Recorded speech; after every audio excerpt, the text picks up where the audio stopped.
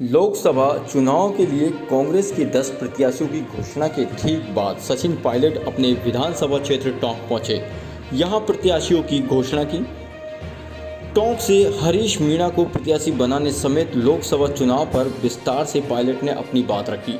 CAA के मुद्दे पर सचिन पायलट ने केंद्र सरकार पर ध्रुवीकरण का आरोप लगाया। बड़ी संख्या में कांग्रेस नेताओं के बीजेपी में शामिल होने के सवाल पर भी सचिन पायलट ने अपनी बात रखी। क्या कुछ कहा, सभी मुद्दों पर पायलट ने। बड़ी खुशी है कि AICC ने राजस्थान की पहली सूची जारी की है लोकसभा उम्मीदवारों की, और चर्चा करने के बाद जो सबसे जिताऊ उम्मीदवार थे उनको पार्टी ने मौका दिया है।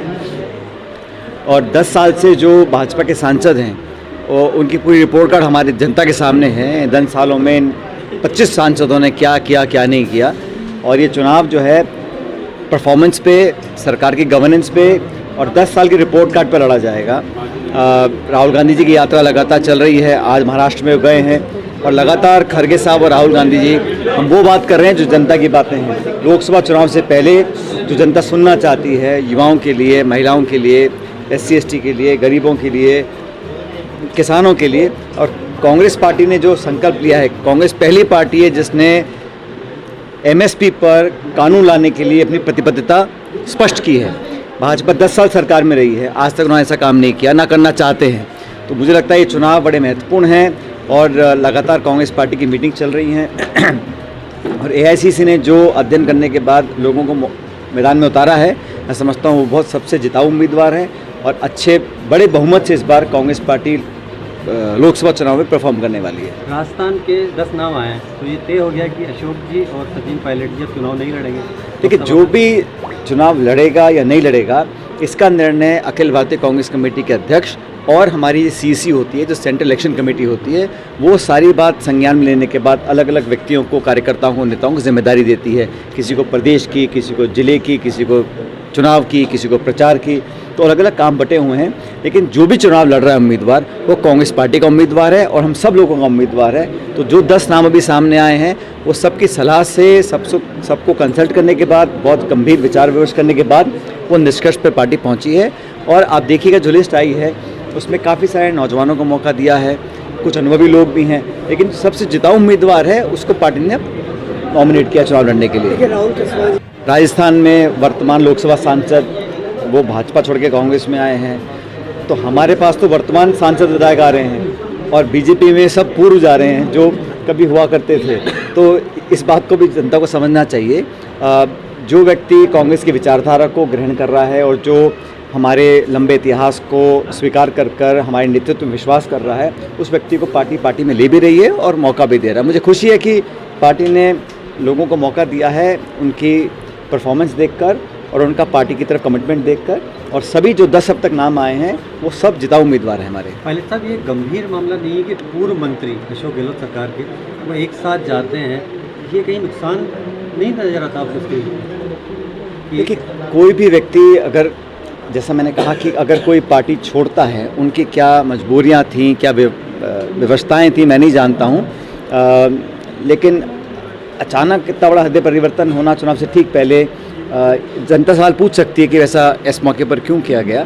बहरहाल ये उनका व्यक्तिगत निर्णय है, मैं कोई टिप्पणी नहीं करना चाहता हूँ। हर व्यक्ति स्वतंत्र है अपनी विचारधारा को चुनने में, अपने राजनीतिक रास्ते को चुनने में, और ये समय और जनता बताएंगे कि ये निर्णय सही था या गलत था। मैं ऐसा मानता हूँ कि 10 साल के कार्यकाल के बाद अब मैं कई राज्यों में दौरा मैंने किया है, अच्छा माहौल हमारे इंडिया अलायंस का बन रहा है। हमारे 1-2 घटक दलों से हमारी समझौते पूरी तरह संपूर्ण नहीं हो पाए हैं, लेकिन बहरहाल जो 2 दर्जन पार्टियां लड़ रही हैं इंडिया अलायंस में, मजबूती से लड़ रही हैं और मुख्य मुकाबला उत्तर भारत में खास तौर से भाजपा कांग्रेस का होगा। लोकसभा चुनाव की आचार संहिता से पहले CAA का लागू करना किस नज़रिए से देखते हैं? ये सही? ये तो बहुत पुराना कानून था, इसको चुनाव की आचार संहिता से ठीक पहले लाया गया है। मुझे खुशी होती है अगर ये सरकार MSP पे कानून लेके आती है, ये सरकार नरेगा की तरह कोई रोजगार संबंधी कानून लेके आती है, जन कल्याण का ऐसा कोई कानून लेके आती है, हम उसका स्वागत करते हैं। देखिए, कोई भी काम अगर जनता के हित में होता है, तो सरकार कोई भी हो उसको हम अप्रिशिएट करते हैं। लेकिन ये जो किया गया है ठीक पूर्व संध्या पे चुनाव के, ये कहीं ना कहीं इसमें ध्रुवीकरण करने की कोशिश मैं समझता हूँ केंद्र सरकार की रही है। अब चंडीगढ़ में चुनाव हो रहे हैं, निर्वाचन अधिकारी क्या कर रहे हैं, सुप्रीम कोर्ट को हस्तक्षेप देने के बाद न्याय वहाँ पर हम लोग ला पाए, करा पाए। अभी निर्वाचन आयोग जो हमारे कमिश्नर हैं वो इस्तीफा दे रहे हैं। तो बहुत सारी चीज़ें हो रही हैं जो जनता के मन में एक संदेह पैदा कर रही हैं कि जो विश्वसनीयता है संस्थानों की, जो क्रेडिबिलिटी है, वो कहीं कमज़ोर ना हो, और सरकार जानबूझकर ऐसा कदम उठाती है कि विश्वसनीयता कमज़ोर हो हमारी संस्थाओं की, संवैधानिक संस्थाओं की। ये लोकतंत्र के लिए एक शुभ संकेत नहीं है। क्या लग रहा है पायलट साहब के मन में क्या है? अब इसी को लोकसभा सीटें जहाँ से चुनाव लड़ने की इच्छा है। देखिए, मैंने कहा ना, अभी हमारे 15 लोग हमने डिक्लेयर किए हैं और अगले 10 डिक्लेयर किए हैं, 15 डिक्लेयर करने बाकी हैं। तो जहाँ पार्टी जो उपयुक्त उम्मीदवार होगा, और उम्मीदवार एक ही व्यक्ति है लेकिन पार्टी पूरी चुनाव लड़ती है। आज हमारे टोंक सवाई माधोपुर क्षेत्र से हम लोगों ने, पार्टी ने हरीश मीणा जी को अपना उम्मीदवार बनाया है। तो व्यक्ति वो एक है लेकिन पूरी पार्टी चुनाव लड़ेगी, वो जिताकर भेजेंगे यहाँ से लोकसभा क्षेत्र से। हम सबका संकल्प है। ऐसे ही जो बाकी 9 उम्मीदवार हैं अलग अलग जिलों के हैं, वो सब हमारे उम्मीदवार हैं और हम पूरी ताकत से चुनाव लड़ेंगे।